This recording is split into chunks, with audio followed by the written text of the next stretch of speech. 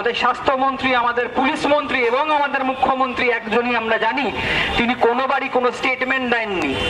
তিনি বাড়িতে চলে গেছেন, টাকার লোভ দেখিয়েছেন।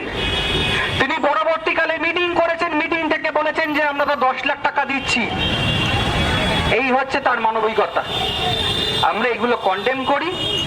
আমরা আইনজীবীরা যারা এখানে এই মামলার সাথে যুক্ত আছি, বিভিন্ন সময় এই মামলার সাথে যুক্ত ছিলাম, আমরা মামলাতে বলেছি যে ইমিডিয়েট ওয়েতে যে রোল পুলিশের, যে রোল কলকাতা পুলিশের যে রোল, সেটা খুবই সন্দেহজনক।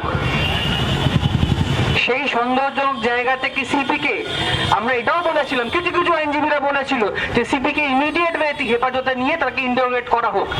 সিপি হঠাৎ করে সেই স্টেটমেন্ট কেন দিল?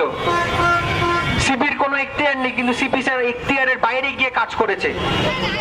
আইনজীবী সমাজ এক হয়েছিল, এক ছিল, এক থাকবে এবং তারা লড়ছে। এবং আপনারা যারা বিভিন্ন গণসংগঠনের যারা আছেন নেতৃত্ব, তারাও যেমন রাস্তায় নামছেন। আমরা সবাইকে আহ্বান জানিয়েছি আবার এই মিছিল যেন সবসময় চলুক। এই জাস্টিস, এই ন্যায়ের দাবিতে যারা যারা মিছিল করছে, আমরা তাদেরকে একটা কথাই বলছি, যারা গণতান্ত্রিক পদ্ধতিতে যারা মিছিল করছে তারা সব সময় করতে পারে, করতে পারে, করতে পারে, সেখানে কেউ আটকাতে পারবে না। কলকাতা পুলিশের বিভিন্ন কর্মরত অফিসাররা যারা এই মিছিল করছে, আমাদের কিছু কমরেডসদের এবং সাধারণ নাগরিকদের তাদেরকে নোটিশ পাঠাচ্ছে, 35(3) এর নোটিশ পাঠাচ্ছে, যেটা আগে ছিল 41 এর নোটিশ। সেটা এখন চেঞ্জ হয়ে গেছে, 35(3) এর নোটিশ পাঠিয়ে বলছে আপনারা আসুন থানাতে কোঅপারেট করুন। কিসের কোঅপারেশন?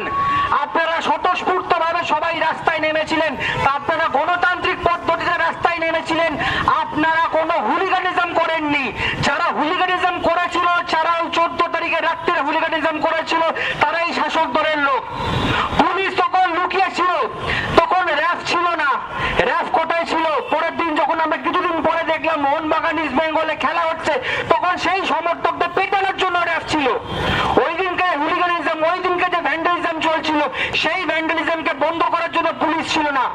আমি ধিক্কার যারা এই কলকাতা পুলিশের যারা মুভমেন্ট যেগুলো তারা অর্গানাইজ করেছিল, আমরা বারবার বলছি কলকাতা পুলিশ আপনারা সতর্ক হন, এই নোটিশগুলো পাঠানো বন্ধ করুন, নাহলে কিন্তু আপনাদের এগেইনস্টে কিন্তু আমরা যেতে পারি। পুলিশ ইন অ্যাকশন, এই শব্দটা আপনারা কিন্তু শুনেছেন।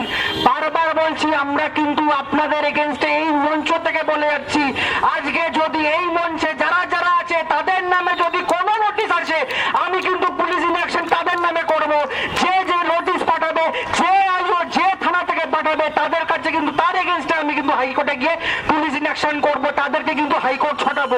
এইটুকুনি বলে আমি আমার বক্তব্য শেষ করলাম। ইনকালাব জিন্দাবাদ।